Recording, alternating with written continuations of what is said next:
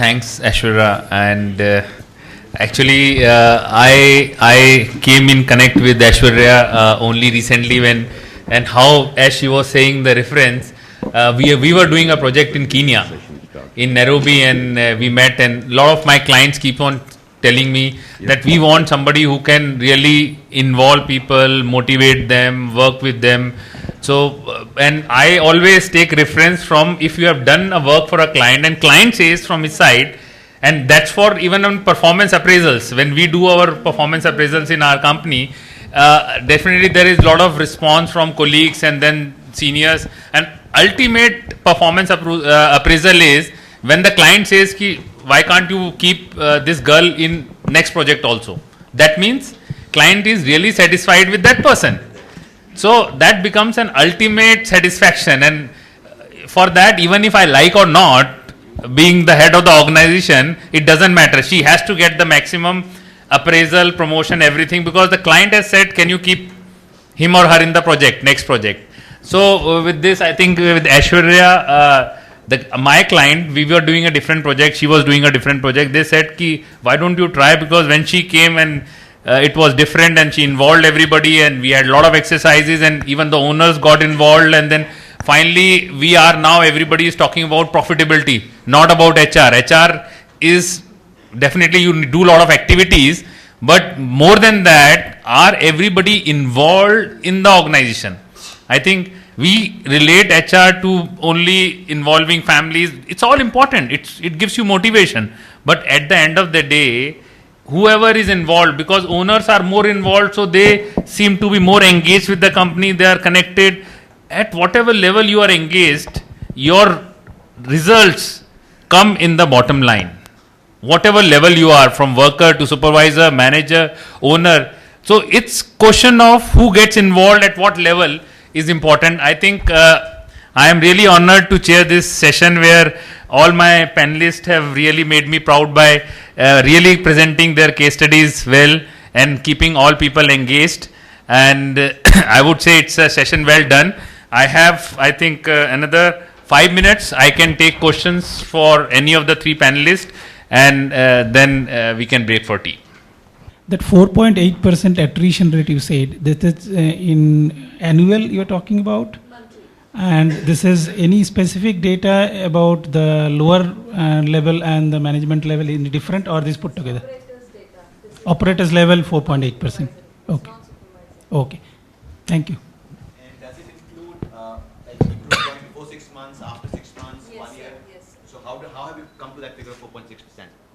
It's about 1 year, people who've been working with the company 1 year, and that's the attrition, or there must be some benchmark, including the new joinees plus the old ones? I have two simple questions for Ashwarya and one for Prashant. My two questions to Ashwarya are that you were talking about reducing scrap, and you said this was in a very remote place which you couldn't imagine things like that could happen, or people could also be working there. My first question is, what place was this? This was exactly just now, as Prashant mentioned, this was Kenya. And one more example of this would be even in a much more smaller place of Tanzania. Okay. Because Kenya is a big place. Kenya is a big place, but the companies that we are talking of and our mindsets about them, our mindsets about them are, these are two, forgotten type of... Correct. Africa. 54 nations in India at present, 56. My second question to you, Ashwarya, was that they were able to bring down the logistics by $55,000. Was it per annum or per month? No, they were looking at an annual spend. Annual, okay, yes. Good, thanks. My second question goes out to Prashant Agarwal. And this is a bit thought-provoking question, that performance-based incentive systems, how does one get to performance-based incentive? How does one get to these incentive systems? And how do you link it with performance? And has there been any case study which is the best that has been worked out? That's my question to you, sir. Thank you. Yeah, I'll say like... Hello.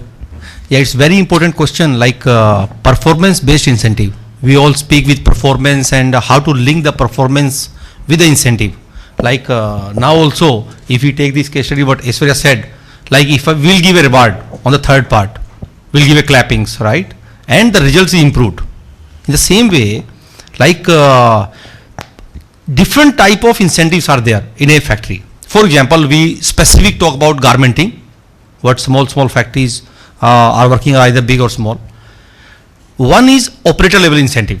When we go to operator level, in operator level also different parts are there, maybe cutting, maybe sewing, maybe finishing, maybe non-operator incentive, right? Now when operator level incentives are there, generally there are three type of segments involved. One is group incentive, whole floor, perform this, we'll give this. Second may be line based incentive, group based incentive, individual lines are made, individual lines can perform the target based on efficiencies, based on product mix, based on studies by industry department, and like win-win situation can be made. If I am earning 1 rupee, I'll give 20 paisa, like that. Whatever net earning I am going to get, it's a complete analysis, sir.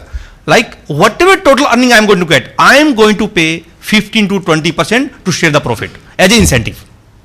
For example, again to elaborate, if I am getting 1000 pieces production out of that group, if I am going to get 1200, 200 pieces I am going to get more in that number of hours, which I am not paying overtime, I am not paying anything. 200, if I am getting, say swing CM, for example 50 rupees per piece, so into 100 I am going to get 50 into 200, 10,000 rupees. So 10,000 rupees, 20% of that can be divided. That ratio can be made, that formula can be derived, because I have worked in all three parts of incentive. Either factory incentive, group incentive, cutting may be separate, cutting generally and finishing. We can discuss and we can elaborate, because finishing also, like how to make assembly based system, modular systems.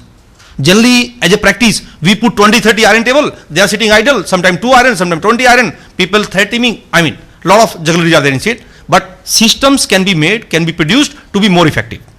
Third system, which we generally talk about, like individual efficiency system, which is RFD based sometime, or like how to get the efficiency of individual. Individual targets can be met, can be produced, can be like fixed up, and how much individual getting more efficiency can be incentivized. But there is always plus and minus. When we talk about individual incentive, individual may be out of 50 people in the line, 5 can be highly efficient, 20 can be moderate, and 5 can be or 10 can be very low efficient. So if they are producing high efficiency, my backlog will increase, my WIP will increase. How to balance the line? This is a practical problem. When we discuss, like in the swing floor, like out of 2 machines, if like my overload operator is highly, I put a target, he will produce 200 pieces, my line is producing 100 pieces, what I will do with those 100 pieces? Correct? So those are the, now where to put individual incentive? How to balance the line? How to do the re-engineering? Again, that's a methodical status, which is very much possible.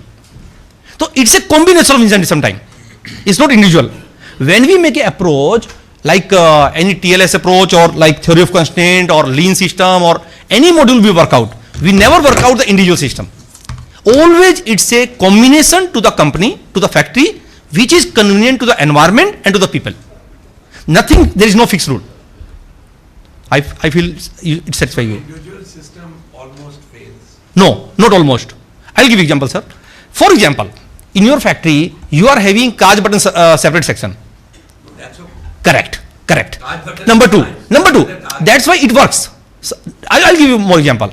If you have like very expensive technology, for example, you are making pens and you are having APW machines, or you are having like pocket setters. So when technology comes, technology like payback has to be taken out. If technology payback to be taken out, individual system is very good. Whenever technology, like you are having auto cutters, you are having like pocket setters, you are having auto like loop makers. So can we take these questions Yeah. in the workshop, sir? Sure. Just we can, because in workshop we can have elaborate discussions Yeah. on that. One last question at the Sure. back, and then we close. Yeah, Definitely, sir. workshop. Yeah.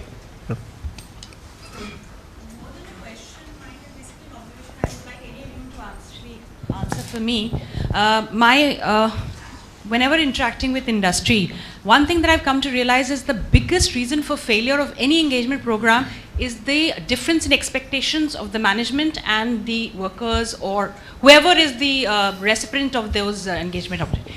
What is the best way to have a strategy or build a strategy where the expectations are not so far apart that even after the best efforts of the management, the so-called recipients are not happy? Because wherever I go, I always say we do this, we do this, we do this, but at the end of the day, the results are not seen, as Aishwarya very rightly pointed out, unless they come down to the bottom lines.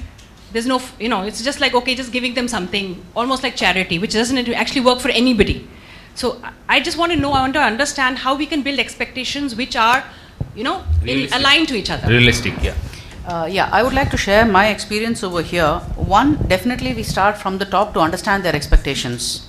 And more importantly, drill down to actually look at what would this mean as actions down there on the floor. That clarity, okay. Having done this, something that I have always insisted is, one, I definitely would want to actually walk the floor as a consultant and see for myself. Like Surinder said, I want to really see what is there. Second, have an interaction with those people down there to understand their mentality, to understand what they are experiencing that's coming up from the top to them.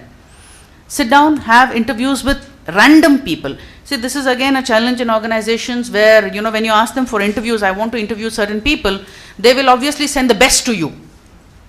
Now, this is where then the data really gets skewed. We don't really get any meaningful data to work on. So one, yes, have interviews with them to really check out what's happening. Second thing, what I really feel is enlarging visions for the organization in terms of, we seem to be looking at this as OGTC, our cluster, our country. What's happening globally and where are we on that? Why can't we really position? This company that Prashant gave you an example where I really worked on, machines are very old, almost given up. They were almost written off the company. Now, when participants were actually presented, and let me tell you what happened there, we actually ran a Toyota production system case study with them. Something totally irrelevant, unrelated. The type of work that they did, these are cotton mill workers. The type of work that they did, each one of them jumping over each other, I know what to do about this, I know how I can take this back into my work. Now that's where they said, they actually turned around to the owners in the workshop and said, we will ensure that this company remains open. So that enrollment becomes very important. Right from the initial stages of engagement, this needs to be a term and condition of working with the management. That's what has worked for me. And by the way, that's the reason why only 26 companies got back. So that means she is talking about involvement of more people to set the targets, goals, not that management has given this so everybody is following. So it's an unengaged relationship from that perspective. With part of the situation, last one, which is related to what you said. Okay. To start Sorry. that point, I should know where I am with the larger workforce of my factory. Yes. So you saw the pie chart was saying, somebody is saying that I'm actively involved with you.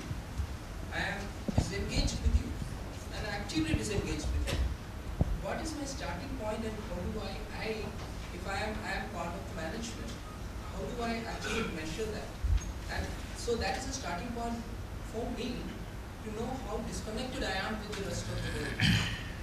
So how do you actually get into that? So if I am running a factory, how do I know that how many people are with me is what I think, and how many of that rest of the huge mass is completely disconnected with me? How do you do that? And that becomes the reality check which Hila was talking about. Yeah, sorry, can I get your name? Excuse me, we have an HR related workshop in the afternoon too, as we have the production and the planning related workshops too.